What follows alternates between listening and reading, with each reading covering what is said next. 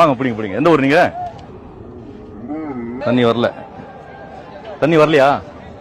தண்ணி வரலையா? வருது பாருங்க. அங்க வருது இங்க வருதா? சீக்கிரம் நின்றோம். முக்தார் அண்ணன், தமிழ்நாட்டுல பாதி பேர் உங்க மேல அளவு கடந்த மரியாதை வச்சிருக்காங்க. ஏன் தெரியுமா?